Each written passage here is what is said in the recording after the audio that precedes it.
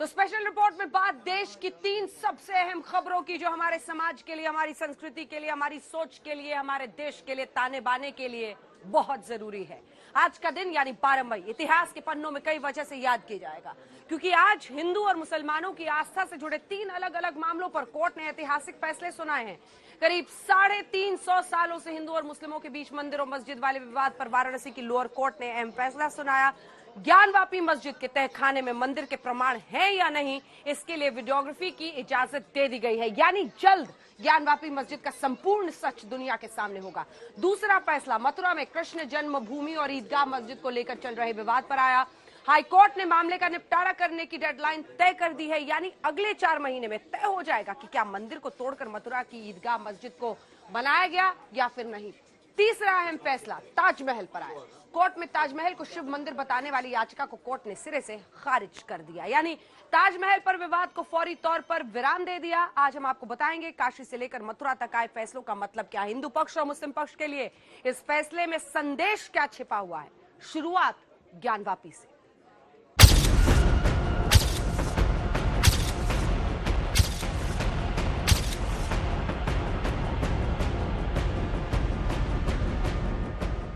अब आपको पूरा मामला बताते हैं, यानी इस केस में मुख्य किरदार कौन कौन है।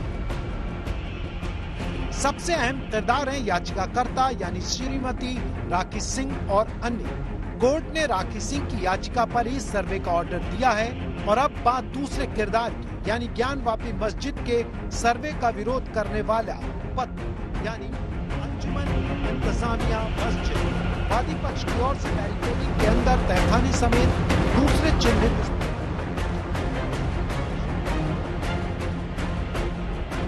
अंजुमन इंतजामिया मस्जिद की ओर से एडवोकेट कमिश्नर को बदलने और मस्जिद के अंदर तहखाने की वीडियोग्राफी का विरोध किया गया था। हालांकि कोर्ट का ऑर्डर याचिकाकर्ता के पक्ष में आया। अंदर क्या दलील दी गई है? अंदर सर्वे होगा, हम लोग जाएंगे, वहाँ पे सर्वे होगा, वहाँ पे क्या है ये देखा जाएगा, वीडियोग्राफी होगी, फोटोग्राफी होगी। आपका क्या नाम है? जी मेरा नाम मंजू है। आप भी वादी हैं इसमें? जी हाँ। अंदर क्या आप इजाजत दे दी गई तहखाने?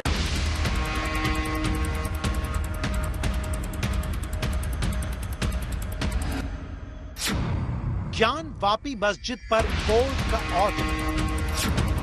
हिंदू पक्ष या मुस्लिम पक्ष, किसे मिली राहत? ज्ञानवापी पर ऑर्डर का मतलब समझिए। आज पूरा देश वाराणसी के सिविल जज न्यायालय की तरफ टकटकी लगाए देख रहा था।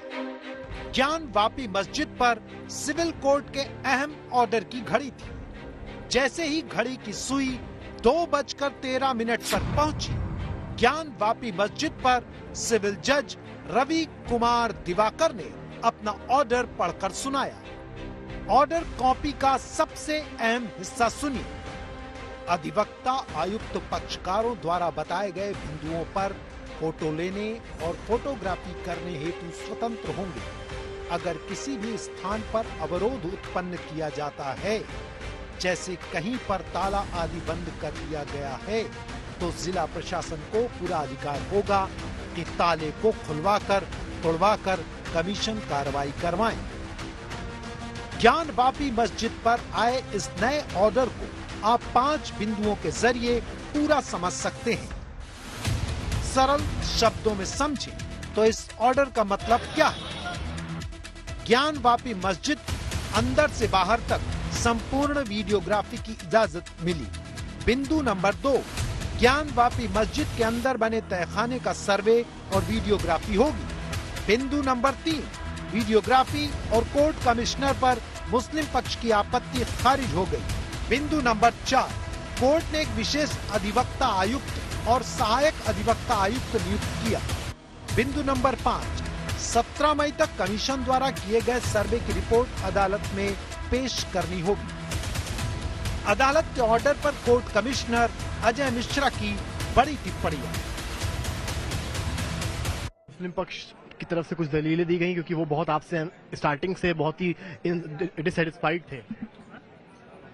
सर ये उनकी अपनी धारणा होगी। मेरे हिसाब से तो मैं पहले शुरू से भी निष्पक्ष भाव से और सद्भावपूर्वक काम किया हूँ, आगे भी करता रहूंगा।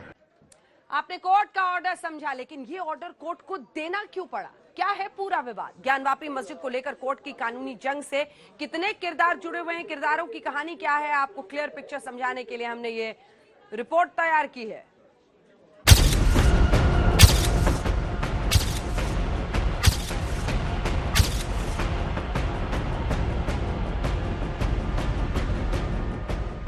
अब आपको पूरा मामला बताते हैं, यानी इस केस में मुख्य किरदार कौन कौन है।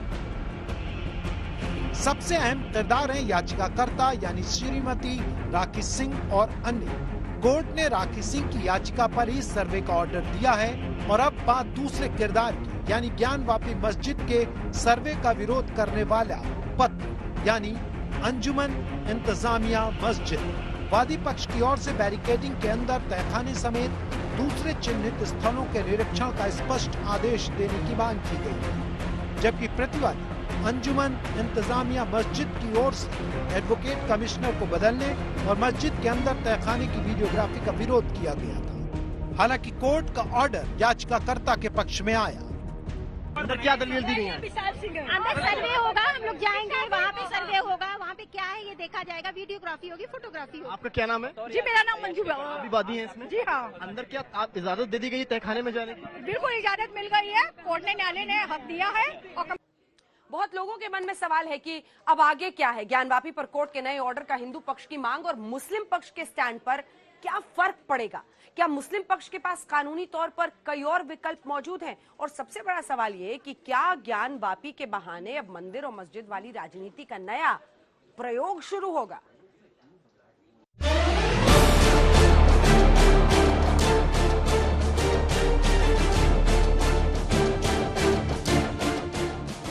कोर्ट ने साफ कर दिया कि हर हाल में ज्ञानवापी पर सर्वे होगा। इसके लिए अगर कोई अवरोध आता है तो दंडात्मक कार्रवाई भी की जाएगी। अब आपके मन में सवाल होगा कि ज्ञानवापी पर आगे क्या होगा, सर्वे और वीडियोग्राफी की कवायद क्यों हो रही है, तो इसे भी समझिए। नंबर 1, मुस्लिम पक्ष ऑर्डर के खिलाफ कोई कानूनी दांव चल सकता है। हाई कोर्ट पहले ही मुस्लिम पक्ष की अर्जी को खारिज कर चुका है। सर्वे के बाद ज्ञानवापी मस्जिद पर लोअर कोर्ट में ट्रायल आगे बढ़ेगा। हिंदू पक्ष की मांग है कि ज्ञानवापी मस्जिद में पूजा की इजाजत मिले। कोर्ट को फैसला करना है कि ज्ञानवापी मस्जिद है या मंदिर। इलाहाबाद हाई कोर्ट ने इसको सही ठहरा दिया था पहले ही, तो इलाहाबाद हाई कोर्ट तक तो कुछ है नहीं। उसके यदि कोई लीगल रेमेडी वो इसको लेकर के कोई नया hindrance barrier delay technique use करते हैं तो उसका मैं कुछ सर्वे डेट क्या हो सकती है 17 से पहले? देखिए सर्वे डेट 17 से पहले 11 आज हो चुकी है जी, कल हो सकता है? कल नहीं हो पाएगा, परसों से हम लेके चल सकते हैं। और टाइमिंग क्या होगी सर्वे की? 8 से 11 दोपहर 8 से 11। यानी ज्ञानवापी पर कानूनी लड़ाई लंबी चलने वाली है। हालांकि ऑर्डर के बाद ज्ञानवापी पर राष्ट्रव्यापी व्याख्या का दौर शुरू हो गया। ज्ञानवापी और मस्जिद के सिलसिले में और काशी विश्वनाथ मंदिर के सिलसिले में जो फैसला कोर्ट ने किया है उस पर दोनों पक्षों को बैठकर गौर व फिक्र करने की ज़रूरत है और इस बात की भी ज़रूरत है कि ये विवाद कोर्ट के बाहर कतई तौर पर ना जाए। पहली बार इस देश के अंदर एक ऐसा आंदोलन हो रहा है, न सत्ता पाने के लिए हो रहा है और न किसी सत्ता को गिराने के लिए हो रहा है। ये सत्ता के लिए संघर्ष नहीं है, ये वैचारिक संघर्ष है। ये जो सर्वे कमिश्नर का ऑर्डर है ये पार्लियामेंट के 1991 एक्ट की खुली खिलाफ वर्जी कर रहा है। ये सुप्रीम कोर्ट का जो जजमेंट है जिसमें जस्टिस चंद्रचूड़ ने लिखा कि 91 का एक्ट सेकुलरिज्म बेसिक स्ट्रक्चर से ताल्लुक है। आप क्या कर रहे हैं? और 1991 में इसी ज्ञानवापी मस्जिद के बारे में हाई कोर्ट ने स्टे दिया था। किस राह पर इस मुल्क को लेकर जा रहे हैं आप? बहुत गलत काम हो रहा है ये। ज्ञानवापी पर धर्म युद्ध भले ही कानून की चौखट पर पहुंच चुका है, फैसला कोर्ट में होगा, लेकिन सवाल कोर्ट के फैसले से पहले ज्ञानवापी मस्जिद पर सियासी रोटियां सेकने का है, क्योंकि ये मुद्दा चुनावी भी है और सियासतदानों के फायदे का सौदा भी है। मतलब ये ज्ञानवापी एक बार फिर मंदिर और मस्जिद की प्रयोगशाला बन सकती है। तो देखिए आपने ये वाले हिस्से की स्टोरी। अब आपको दिखाते हैं हिंदू पक्षकार जो हैं वो आखिर इस मामले में क्या 10 तस्वीरों की बात कर रहे हैं। क्या है सच्चाई इन 10 तस्वीरों की और क्या इसी से साबित हो जाएगा कि मस्जिद में मंदिर है?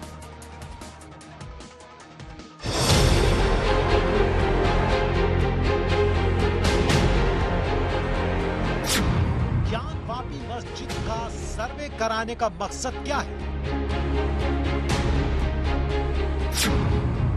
क्यों ज्ञानव्यापी मस्जिद के मंदिर होने का दावा किया जा रहा है? क्या ऐसे सबूत हैं जो ज्ञानवापी मस्जिद को मंदिर साबित करते हैं? मस्जिद के अंदर तहखाने और गर्भगृह का कनेक्शन क्या है? नंदी की मूर्ति के रुख से ज्ञानवापी में क्या साबित होता है? आज की तारीख में ज्ञानवापी मस्जिद बहस का बहुत बड़ा मुद्दा बना हुआ है। काशी की इस मस्जिद पर विवाद ठीक वैसे ही शुरू हो चुका है जैसे कि अयोध्या में बाबरी मस्जिद पर शुरू हुआ था। मंदिर और मस्जिद के पक्षकारों की अपनी अपनी दलीलें हैं और अदालत ने इस केस को सुलझाने के लिए मस्जिद के सर्वे और वीडियोग्राफी से शुरुआत की है। लेकिन हिंदू पक्षकार और इतिहासकार ज्ञानव्यापी के मंदिर होने का सबूत दिखा रहे हैं। आज हम आपको ज्ञानव्यापी की वो 10 तस्वीरें दिखाने जा रहे हैं जिनके जरिए हिंदू पक्षकार मस्जिद के मंदिर होने का दावा कर रहे हैं। ये है तस्वीर नंबर 1। देखिए, जहां तक पहली तस्वीर का है, यह हमारा जो इन्होंने उत्तर साइड, दक्षिण साइड और पूरब साइड चूना करना शुरू कर दिए पहले से ही, लेकिन जो पश्चिम साइड का हमारा मूल भाग था अवशेष जो है वो बचा रह गया है और ये पश्चिम साइड का मूल भाग है। ये दक्षिण साइड में जिसमें 2 बड़ी बड़ी खिड़कियां हैं, हालांकि वो पूरा पहले का एक मेहराब था, बाद में इन लोगों ने ऐसा बनाया। अब इसी के ऊपर इन्होंने 3 गुम्मद बनाया है। और दूसरी तस्वीर भी देखिए जिसको राम प्रसाद सिंह सबूत के तौर पर पेश करते हैं। ये हमारा स्ट्रक्चर दिख रहा है मंदिर का ही ये स्ट्रक्चर है। सारी कलाकृतियां, सारी नक्काशियां और सारे जो है, अभी हम इसके और भी डिटेल आपको दिखाएंगे। और ये है तस्वीर नंबर 3 जिसमें जरूर ज्ञानवापी मस्जिद के मंदिर होने का दावा किया जा रहा है। जो पत्थर लगा के बंद किया गया है, ये हमारा, अगर ये पत्थर का दरवाजा हटा दिया जाए, तो ये हमारा पूरा दरवाजा जो है वो गर्भगृह में खुलता है। गर्भगृह किधर का? गर्भगृह में खुलता है, समझ रहे हैं, जो पश्चिम दिशा में लगा करके बंद किया गया है। गर्भगृह किधर की तरफ जाने का, कहाँ का? बीच में है, जो बीच का गुम्बद है, बीच का वो इस समय वर्तमान में 3 गुम्बद हैं। बीच का जो गुम्बद है ठीक उसके नीचे गर्भगृह। चौथी तस्वीर को दिखाते हुए इतिहासकार राम प्रसाद सिंह कहते हैं कि ज्ञानवापी मस्जिद को ठीक वैसे ही बनाया गया जैसे अयोध्या में बाबरी मस्जिद और मथुरा की ईदगाह। यह हिंदू समाज भी कहता है कि जब मंदिर तोड़ा गया तो उसके मलबे से ही ये 3 गुम्बद बनाए गए। ऐसा अयोध्या में भी हुआ था, ऐसा जो है मथुरा में भी हुआ था। ऐसा करते ये लाएंगे कहाँ से मलबा, उसी मलबे से ये गुम्बद बनाए गए। और ये है तस्वीर इसमें ज्ञानवापी मस्जिद का बेस नजर आता है। देखिए, अब ये जैसे इन्होंने अपना प्रवेश जो है वो पूरब दिशा से बनाया, उत्तर दिशा की तरफ जो है ये जो छोटा सा इन्होंने गेट नुमा एक आकार दे दिया है, ये 10-12 फीट ऊंचा है। इसी के नीचे ये एक खुला हुआ है, इसी में से ये प्रवेश करते हैं, क्योंकि वो यहाँ से ये 7 फीट नीचे है चारों तरफ का एरिया। और जो मंदिर का स्ट्रक्चर था वो भी तहखाना, आज जो तहखाने का विवाद है वो 7 फीट ऊंचा किया गया है, तहखाने की हाइट 7 फीट। और तस्वीर नंबर 6 में ज्ञानवापी मस्जिद के मंदिर होने का दावा भी सुनिए।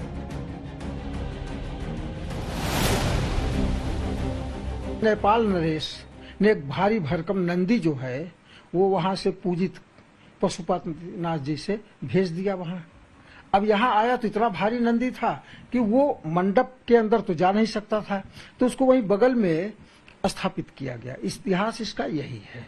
और इसका मुंह भी उसी तरफ किया गया जहां आज हमारा ध्वंसावशेष विराजमान है।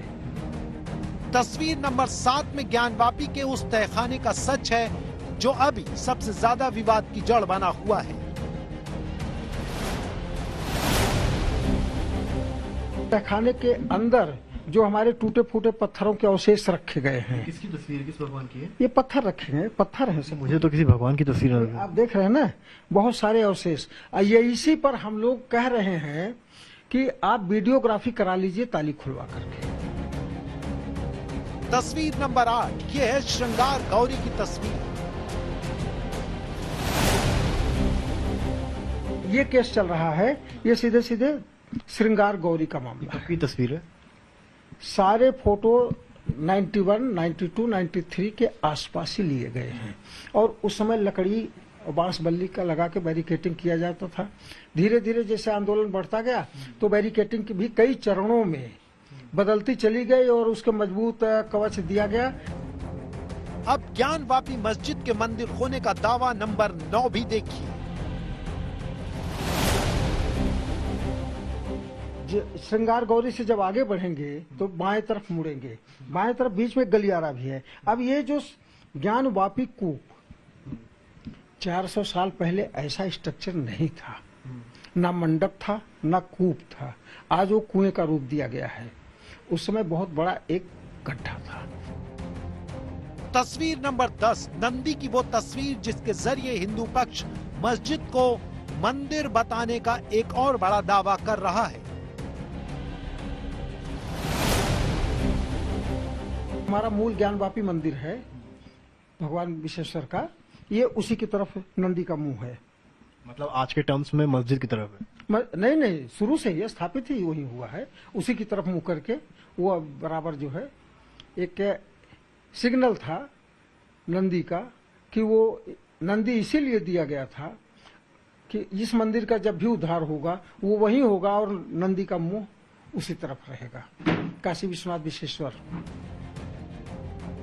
ज्ञानवापी मस्जिद को लेकर दावा किया जाता है कि मुगल शासक औरंगजेब ने मंदिर को तोड़कर उसी के मलबे से मस्जिद का निर्माण कराया। अब इतिहासकार और मंदिर के पक्षकार उसके सबूत भी पेश कर रहे हैं। समर्थ श्रीवास्तव, वाराणसी, आज तक। और आइए अब आपको दिखाते हैं ज्ञानवापी मामले में याचिकाकर्ता के वकील विष्णु जैन तस्वीरों के जरिए समझा रहे हैं कि मस्जिद और मंदिर का पूरा विवाद क्या है और ये तस्वीर जो अब साक्ष्य बनकर सामने आ रहे हैं उनकी सच्चाई क्या है। क्या है ज्ञानवापी मस्जिद का सच? आखिर क्या मंदिर के अवशेष हैं मस्जिद में? इन सब पर सवालिया निशान लगा हुआ है और इसीलिए कोर्ट ने कहा है वीडियोग्राफी होगा, मस्जिद का भी होगा, तहखाने का भी होगा, हर कोने तक होगा। कोई ताला है तो ताला तोड़कर होगा। जो भी इसका विरोध करेगा दंडात्मक कार्रवाई उसके खिलाफ होगी। ये कोर्ट का फैसला है। लेकिन अभी तक आ रहे साक्ष्य, तस्वीरें क्या इशारा कर रहे हैं, इस पर बातचीत करने के लिए इसी ज्ञानवापी मस्जिद के मामले में पिटिशनर, याचिकाकर्ता के तौर पर जो वकील है विष्णु जैन जी, वो हमारे साथ आज तक के स्टूडियो में है और कुछ तस्वीरें हैं जिनके जरिए ये अपना केस यहां पर प्रेजेंट करेंगे। बताएंगे कि आखिर कैसे ये तस्वीरें गवाही दे रही हैं कि प्रमाण मिलते हैं कि मंदिर के अवशेष इस ज्ञानवापी मस्जिद में है। पहली तस्वीर जो आपने दी है उससे हम शुरुआत कर रहे हैं। देखिए क्या है ये विष्णु जी? ये नंदी भगवान की प्रतिमा है जो आज भी उस परिसर में उपलब्ध है और जो अब नया कॉरिडोर बन गया उसमें, और ये तो आम लोग भी देख सकते हैं। आम लोग भी देख सकते हैं। इसके बाहर बैरिकेडिंग है, ये बैरिकेडिंग के अंदर है और ये नंदी भगवान मस्जिद की तरफ फेस कर रहे हैं, जो कि कभी नहीं होता, क्योंकि नंदी भगवान हमेशा शिवलिंग की तरफ फेस करते हैं। इसलिए हमारा पॉइंट ये है कि मस्जिद में ही ओरिजिनल शिवलिंग है क्योंकि ओरिजिनल ज्योतिर्लिंग भी वही था। तो पहला पॉइंट यही है कि नंदी जी की जो आप देख रहे हैं उनका मुंह जो है वो मस्जिद की तरफ है और नंदी का मुंह हमेशा शिवलिंग की तरफ होता है। तो माना जा रहा है कि शिवलिंग वही था जहां इस वक्त मस्जिद है। अगली तस्वीर आपको दिखाते हैं, नंदी का मुंह मस्जिद की तरफ होना। ये आपको ये जो आपने पिक्चर दिखाई है ये मस्जिद के वेस्टर्न साइड की वॉल है जो आज भी ऐसे ही है। इसमें आपको ये हिंदू कलाकृति की घंटियां दिख रही हैं जो हर एक मंदिर में दिखी जाती हैं और इसके अलावा काफी चक्र और हिंदू सभ्यता से जुड़े हुए हिंदू मंदिर के वेस्टर्न वॉल है, ये पश्चिमी दीवार है उस मस्जिद का जिसको लेकर पूरा विवाद है। क्या किसी मस्जिद की दीवार में हिंदू कलाकृतियां ऐसे हो सकती हैं जिसमें घंटी आप देख रहे हैं? अगली तस्वीर जल्दी से आपको दिखाते हैं।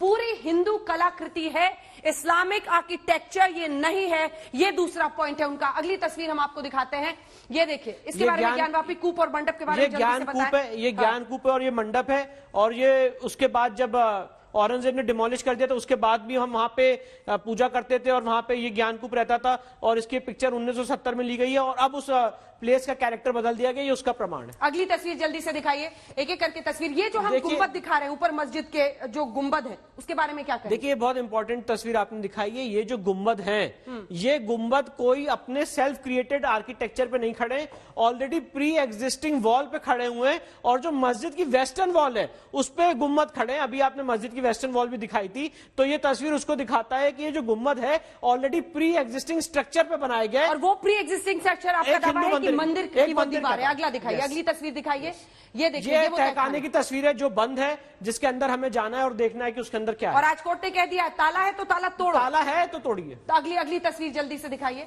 जो सबूत अगला है। ये आपको चिन्ह दिख रहे हैं, ये आपको ब्रह्म कमल चक्र दिख रहे हैं जो मस्जिद की वेस्टर्न वॉल पे हैं। और ये भी यही इंगित करते हैं कि यहाँ पे पहले एक हिंदू मंदिर था और ऐसा आर्किटेक्चर किसी भी इस्लामिक मॉस्क का नहीं हो सकता। अगली तस्वीर दिखाइए, ये पश्चिमी दीवार है मस्जिद। ये बहुत इंपॉर्टेंट पिक्चर है क्योंकि ये पिक्चर ये दिखाती है कि ये जो गुंबद है कोई नया सेल्फ क्रिएटेड मॉन्यूमेंट नहीं था, ऑलरेडी एक एग्जिस्टिंग मंदिर की पूरी आपको जो वॉल दिख रही है, ये मस्जिद की वेस्टर्न वॉल है, गेट नंबर 4 से अंदर घुस के। और ये वॉल ये दिखाती है कि ऑलरेडी उस पे गुंबद बनाया गया है। हिंदू कलाकृति की दीवार है और ऊपर में गुंबद में गुंबद है। मस्जिद के अंदर जाके देखना चाहते हैं। दीवारों पर हिंदू कलाकृति, ये सारे हिंदू कलाकृति के चिन्ह आपको दीवारों पे दिख रहे हैं। ये जो आपके यहाँ पे इन्होंने पॉइंट आउट किया, ये भी एक हिंदू मंदिर के चक्र चिन्ह, उससे संबंधित हिंदू कलाकृति से संबंधित सारी चीजें हैं। इसकी और नजदीक से फोटोज ली जाएंगी, वीडियोग्राफ्स लिए जाएंगे। अगली तस्वीर जल्दी से दिखा देते हैं। ये भी सारे हिंदू कलाकृति के स्ट्रक्चर्स हैं, उसकी तरफ इंगित करते हैं। जितने एंशिएंट हिंदू मंदिर हैं उसकी तरफ ऐसी कलाकृतियां होती थी, ये उसका प्रमाण है। पुष्प है, पत्ते हैं, पुष्प है, पत्ते हैं, हिंदू कलाकृतियां जो हिंदू कलाकृतियां चक्र है, चक्र है, घंटियां हैं। तो ये सारी चीजें इंगित करती है कि यहाँ पे एक प्री एग्जिस्टिंग हिंदू टेम्पल था। और ये वीडियोग्राफी तो पहले दिन उस हिस्से में हो भी गया था, वो तो आगे नहीं जाने दिया। अब हमें बैरिकेडिंग के अंदर जाके मस्जिद के अंदर से घुस के देखना है कि उसकी दीवार किस पे खड़ी है और नीचे तहखाना देखना है। तो फिलहाल जो वीडियोग्राफी में अभी तक तस्वीर सामने आई है उसकी एक एक प्रमाण, एक एक साक्ष्य हमने तस्वीरों के जरिए जो सामने रखा जा रहा है वो आपको दिखा दिया। लेकिन अब असल कहानी की शुरुआत होती है, क्योंकि यहां से मस्जिद के अंदर पहुंचने की इजाजत कोर्ट ने दे दी है, तहखाने तक जाने की इजाजत दे दी है और वीडियोग्राफी के जरिए पूरा सच ज्ञानवापी मस्जिद का सामने आने वाला है। आज मथुरा जन्मभूमि और ईदगाह मस्जिद विवाद में भी एक अहम फैसला आया है। इलाहाबाद हाई कोर्ट ने लोक कोर्ट से कहा है कि 4 महीने में मुख्य केस से जुड़ी सभी अर्जियों को निपटाया जाए। अगर सुन्नी वक्फ बोर्ड सुनवाई के लिए नहीं आता है तो एक तरफा फैसला ही सुना दे। मथुरा में कृष्ण जन्मभूमि मंदिर के समर्थक इस फैसले से बहुत उत्साहित है।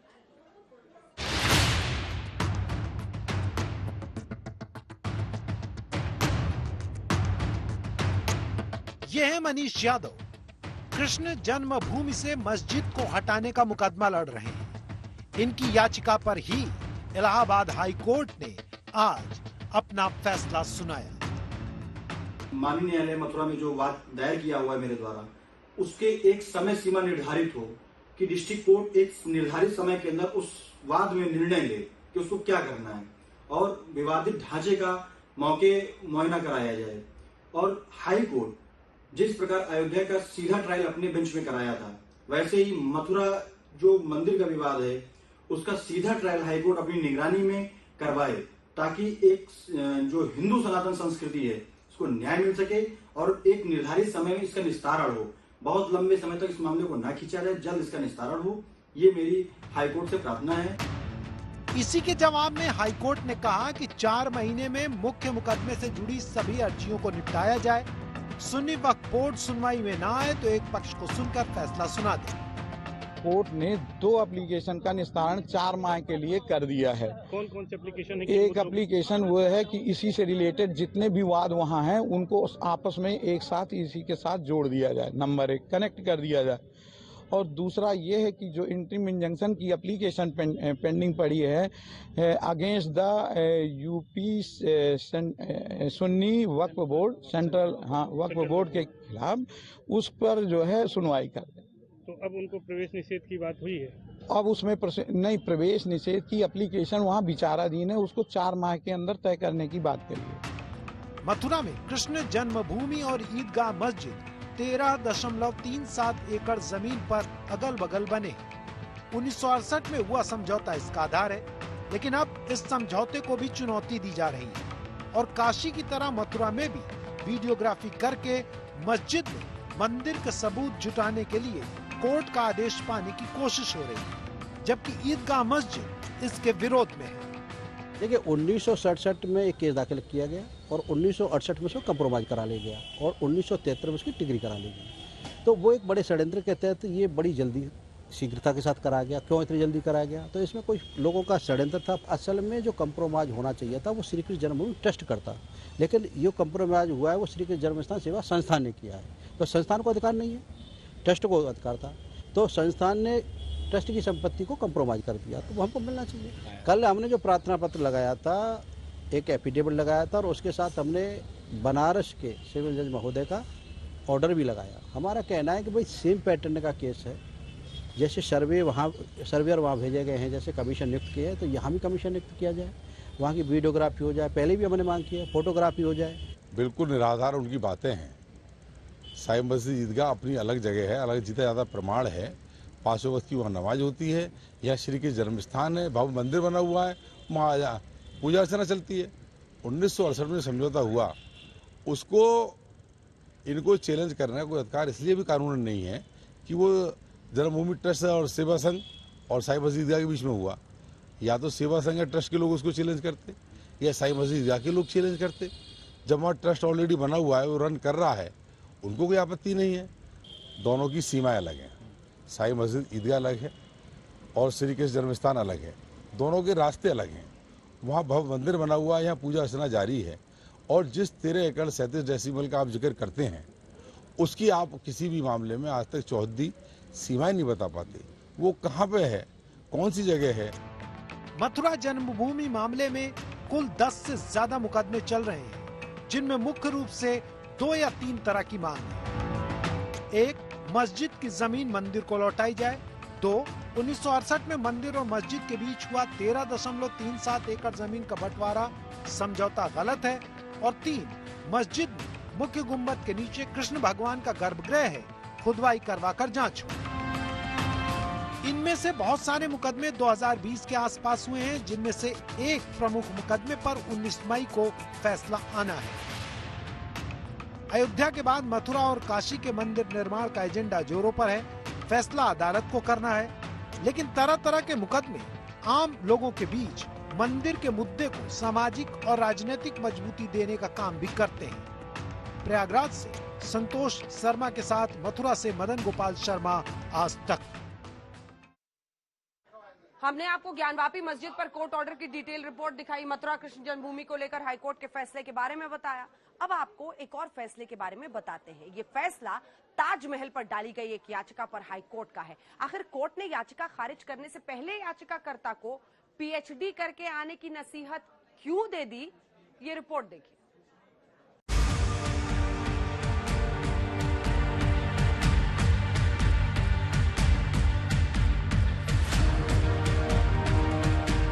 ताजमहल के 22 कमरों से जुड़ी याचिका पर आज इलाहाबाद हाईकोर्ट की लखनऊ बेंच का अहम फैसला आया। कोर्ट ने सख्ती दिखाते हुए याचिकाकर्ता को नसीहत भी दी और फटकार भी लगाई। ऐसा क्यों, आप कोर्ट रूम में हुए संवाद से समझ सकते हैं। याचिकाकर्ता ने बहस के दौरान दलील देते हुए कहा कि ताजमहल तो पहले शिव मंदिर था, जिसे मकबरे का रूप दिया गया। इस पर जस्टिस डी.के. उपाध्याय ने याचिकाकर्ता को नसीहत देते हुए कहा कि आप पहले इस बाबत इतिहास की पढ़ाई कीजिए, किसी संस्थान से इस बारे में MA PhD कीजिए, तब हमारे पास आइए। अगर कोई संस्थान इसके लिए आपको दाखिला ना दे तो आप हमारे पास आइए।